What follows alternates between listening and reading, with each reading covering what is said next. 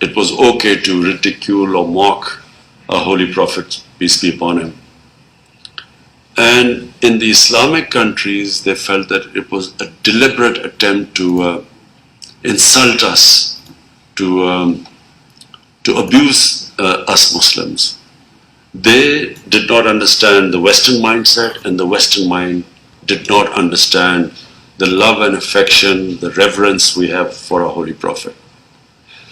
And so what would happen is, because we, the Muslim countries, never make a concerted effort to try and make them understand what we feel for our Prophet. Because they do not treat religion like we treat religion. Every few years, there is some sort of comment, caricatures, some book which insults our Holy Prophet. There's a reaction in the Muslim world.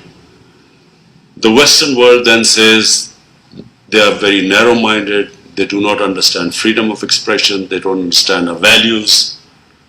And this cycle keeps going on and on. My primary target of Muslim countries getting together, the target is the Western audience and the Western heads of state. And what are we trying to tell them? We're trying to tell them two things.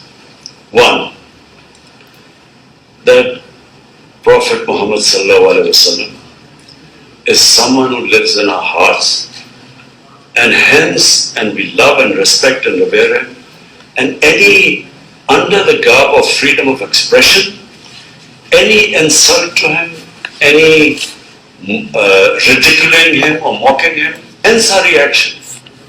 And so the Western people and the Western governments we need to have a dialogue and explain this to them, because they don't understand. I know Western societies.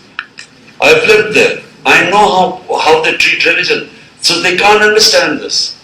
It needs to be spoken at all levels, and they should be made to understand. This is number one point that needs to be explained to them. It needs to be explained on all the forums like UN Human Rights, it needs European Union, they also have Human Rights Commission. It needs to be explained to them. And it needs to be explained jointly by all of us. That's when it will have an effect.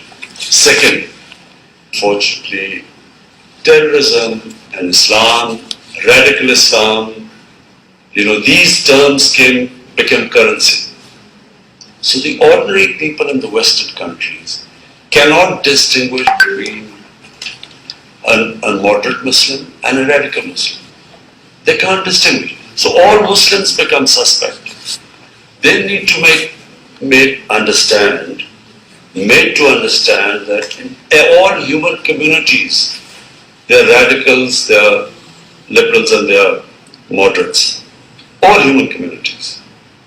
So if you judge any human community by its extremes, you will vilify it.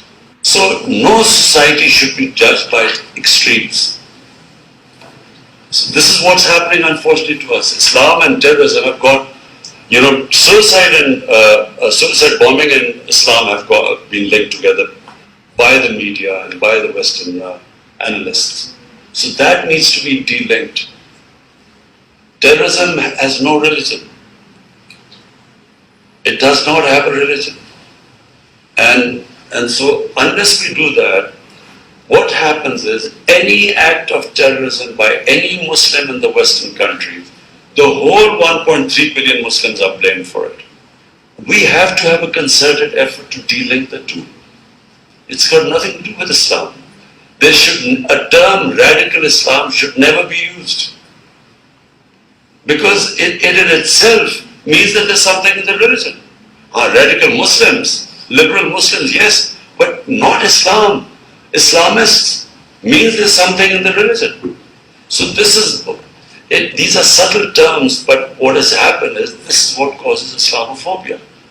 And only us, we the representative of the Muslim world, only we can do something about it. Otherwise no one else is going to. And once we do something about it, This will then seep into the media as well. And it can only be remedied if all of us, Muslim states, have a concerted, and it's only a small, you don't have to have a big lot of material on it. You just have to address two things. The terrorism part and radicalism part in Islam, and the other is the sensitivity we feel for the Holy Prophet. Because they immediately, the moment we react, they said they are against freedom of expression, and they said they are very narrow-minded people. And they blame that on Islam. So either way, both these are the two areas which then feed into Islamophobia in the Western countries. And that's really was my reason to inviting you here today, because I thought, it has to be a conversation we must keep having, even with your diplomats. All we want is that it will promote harmony amongst humanity. Right now, it's dividing humanity. Thank you very much. To this briefing and sharing with us your views on this very important international issue. We all face this, and we understand that in the present world there is this issue which we must jointly find solution to it. And I think all colleagues will support you. We must explain to international community the difference between Islam, real Islam, and extremism, religious extremism, and terrorism. There is big difference, and we must jointly explain this. And I want to thank you for sharing with us this and calling us and raising this issue.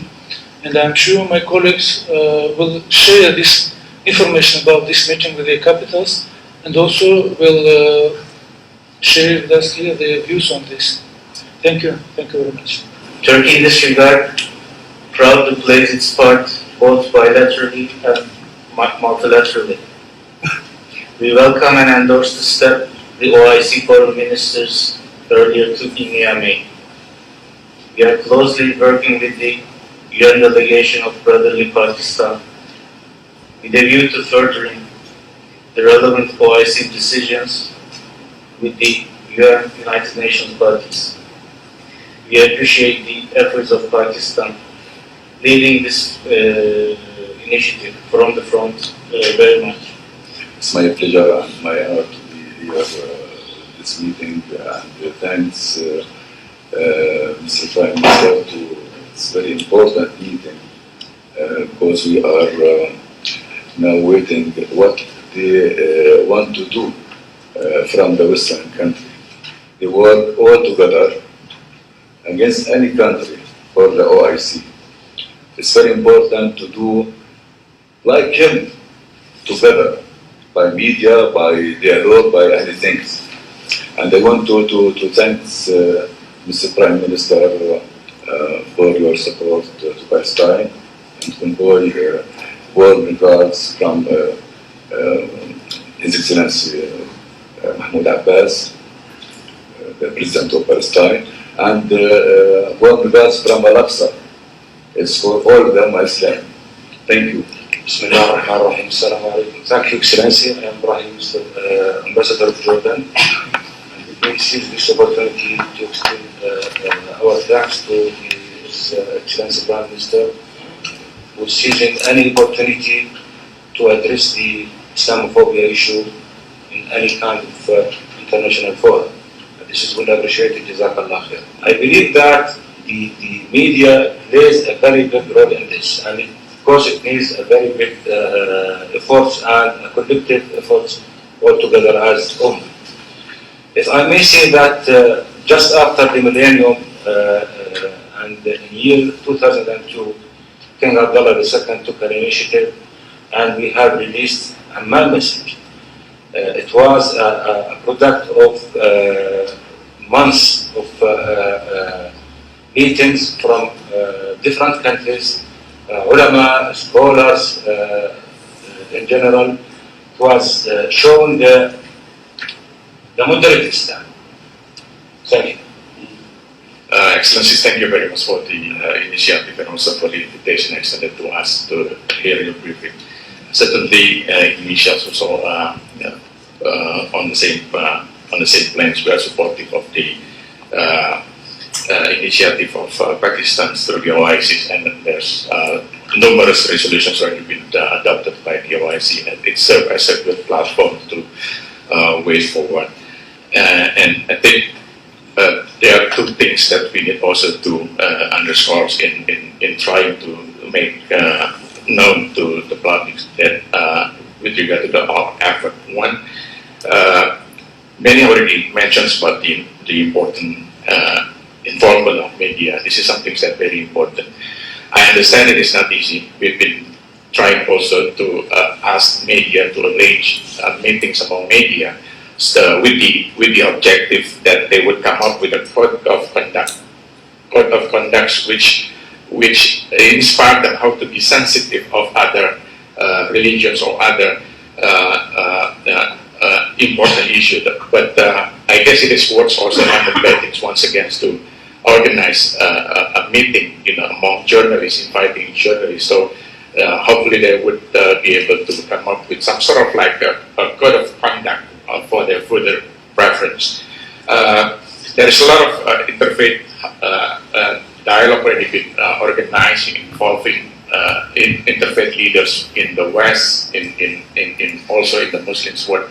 But without the involvement of media, it is very difficult, because in the end, who come up in the media, the narrative in the media will be the direct or will be stated by those who written the articles or everything about the Islam. So I think the importance of the engagement of media, and in this regard, probably OIC may contemplate of organizing a meeting among journalists representing the Westerns and the Muslim countries, so that they can, have frank discussions and reflections. What would be the best ways to prevent similar events in the future?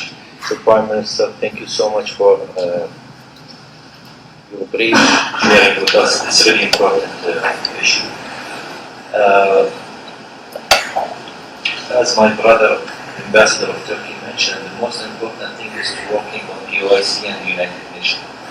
And I think we should have the roadmap from now, put our efforts on it. Since the UAE will be next year a member of the Security Council of the United Nations, and also the next foreign minister meeting for the OIC will be in Islamabad.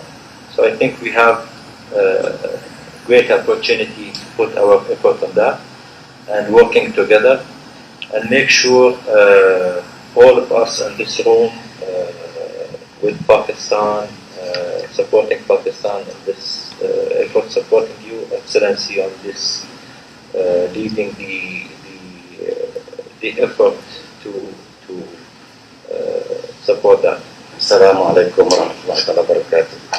Thank you, Mr. Prime Minister, for sharing with us your most poignant thoughts and views and ideas about this very important issue, not only to Pakistan but the whole of Muslim world.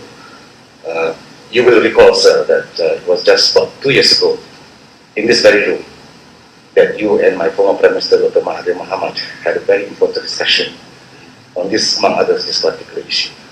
And it was that meeting took place just a few days after the incident in Christchurch, New Zealand. So both our leaders, you and my former Prime Minister, we expressed our resolve to address this issue, including, as you mentioned just now, the need for leaders of the Muslim world to engage in a constructive and sustained manner with the leaders from the Western world, to educate them about the sensitivities associated with Islam and the Muslims and Islamophobia, etc. Thank you very much, sir. Thank you. First, I want to convey the congratulations of Fadilat al-Imam al-Akbar Shaykh al-Azhar to Your Excellency for the month of Ramadan, and also for your efforts countering the Islamophobia. And your message to him has been very well received the last month, and I think there is a sort of dialogue going on, concerning your message. Thank you very much. Thank you. इजहार राय की आज़ादी की आड़ में तौहीन रिसालत से